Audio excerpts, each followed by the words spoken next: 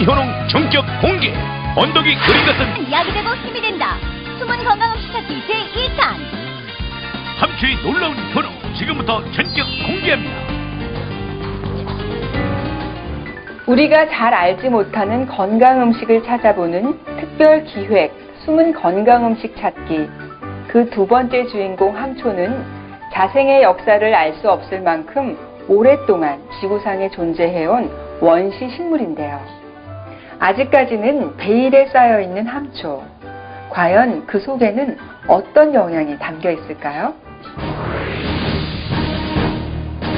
제1장 함초. 미네랄이 브로콜리의 3배. 뿐만 아니라 미식가의 나라 프랑스에서는 귀한 식재료로 활용되고 있는데, 그렇다면 우리나라 사람들은 함초에 대해 얼마나 알고 있을까? 함초? 이름은 들어봤는데 정확히 모르겠네. 한약재 같기도 하고. 함초.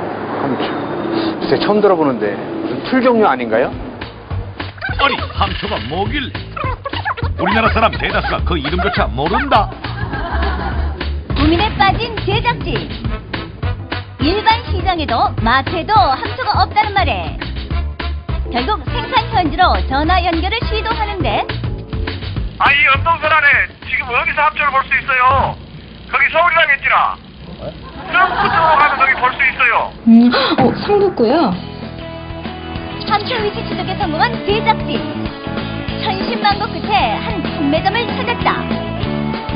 숨은 음식 찾기 힘들다 힘들어. 이게 지금 함초인가요? 예, 그렇습니다. 이것이 7월 달에나 8월 달에 채취해서 말린 근처입니다.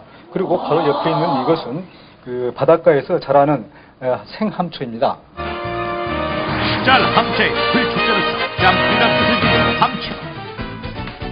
해조류와 같이 짠 바닷물을 먹고 사는 염생식물의 일종으로 우리나라의 서해안과 남해안의 갯벌에 주로 서식고, 예로부터 염전 주민들에게는 소금 생산에 방해가 되는 귀찮은 존재로 농구에서는 소도 먹지 않는다 하여 천덕꾸러기 풀로 여겨져 왔는데, 그 영양 구성을 살펴보면은 바다의 소금기를 먹고 자라는 염생식물답게 다른 채소류보다는 수분과 염분의 함량이 월등히 높은 편이다.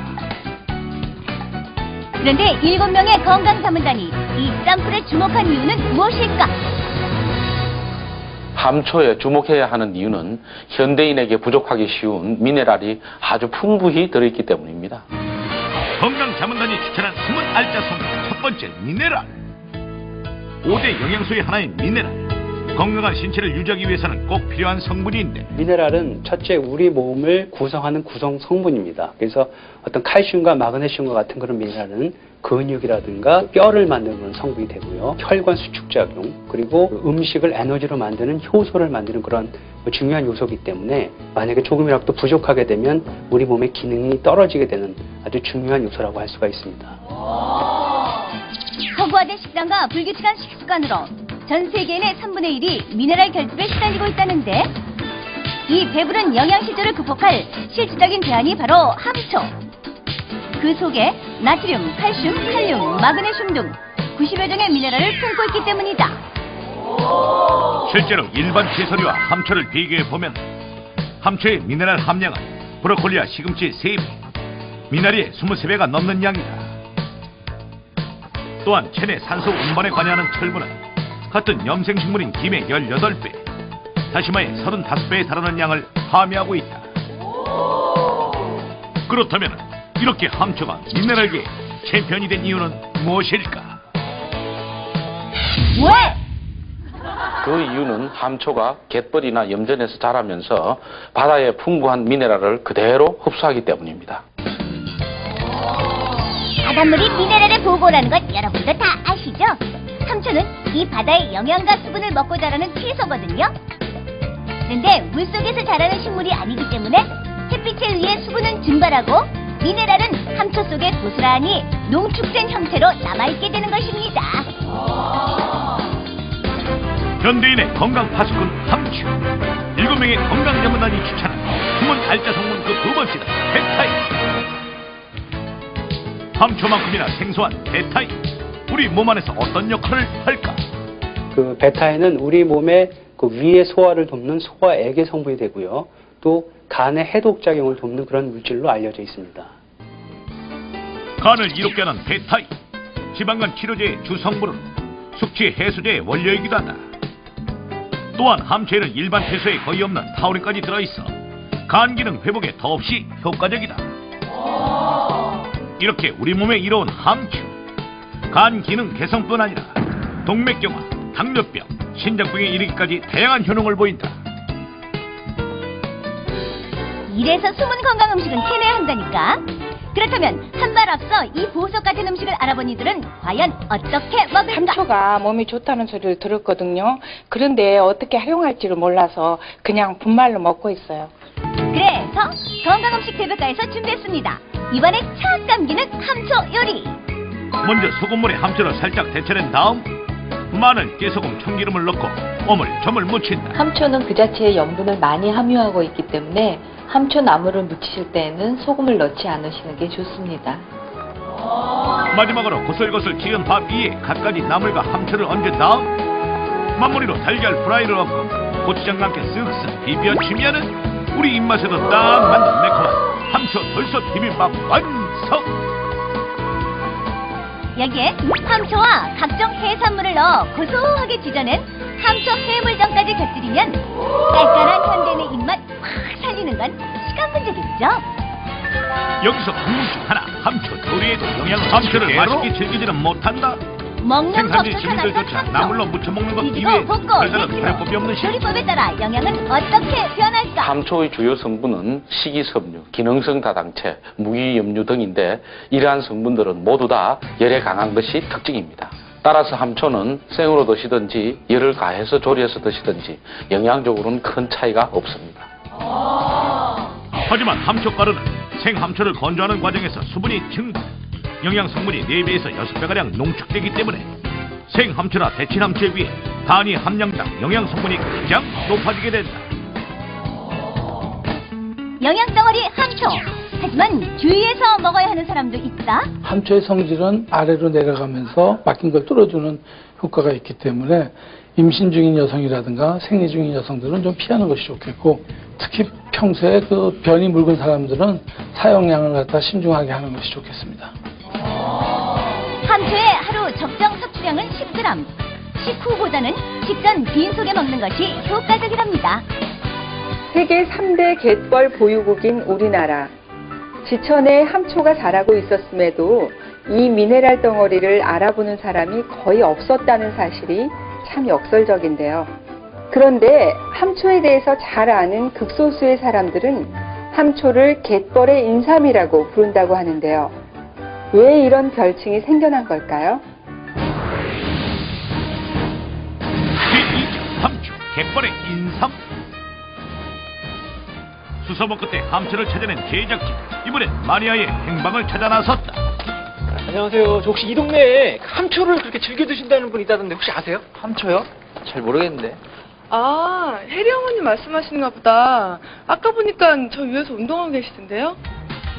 운동으로 단련된 주인공을 찾아라. 한눈에 쏙 들어오는 이쁜 건강 만점 활력단 함초로 새 삶을 얻었다는 김명숙 씨가 오늘의 주인공. 한 걸음 한 걸음 생동감 이 넘치는 그녀. 늘 하루 1시간은 꼭 운동을 한다는데 이런 그녀의 건강함 뒤에 바로 영양덩어리 함초가 있었다고.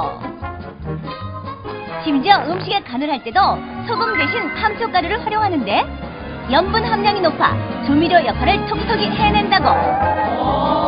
그런데 얼굴에 화색이 돌 정도로 건강해 보이는 주인공. 어떻게 함초를 먹게 됐을까? 제가 50년 동안 병원 근처에 가본 적이 없었거든요. 그런데 어느 날 너무너무 배가 많이 아파서 병원에 갔었는데 자궁 경부암 3기말이라는 판정을 받았어요.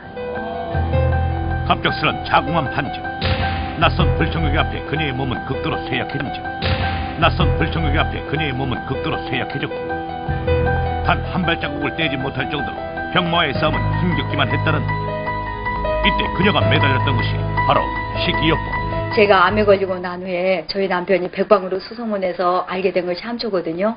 그 함초를 먹고 난 후에 더 건강해졌고요. 면역력도 강해진 것 같아요. 건강 활력 함초가 면역력을 높인다. 왜?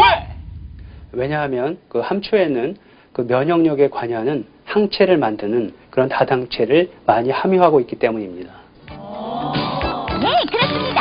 나쁜 균으로부터 우리 몸을 지켜내는 것이 바로 항체. 이 항체 합성에 관여하는 영양소가 바로 다당체인데요.